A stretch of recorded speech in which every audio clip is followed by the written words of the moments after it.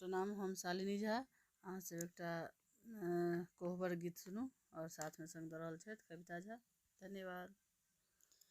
साओन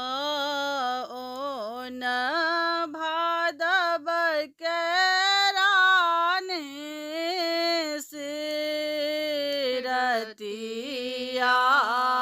कहाँ माग मेलौं एती राती हे।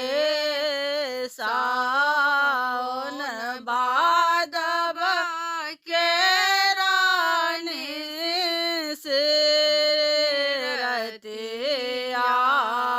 कहाँ माग मेलौं एती राती हे। तोहरो सा सुंदर धानी मालिन के बेटिया ओताही ग मेलौं एती राती हे।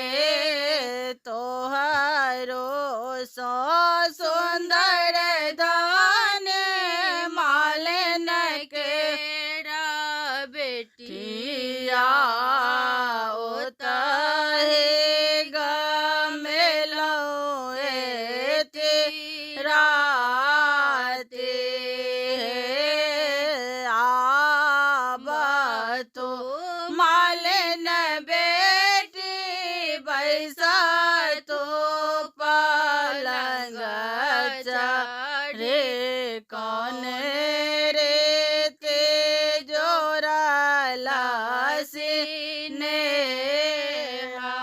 हे। आब तो मालिन बेटी बैसा तो पलंग चढ़े कौन रीत जोड़ला सीने हे। फूल लोढ़ा गेला राजा फूल बरिया राजा बेटा हंसे हंसे देला हे। फूल लोढ़ा गेला राजा फूल बरिया राजा बेटा हंसे हंसे देला हे।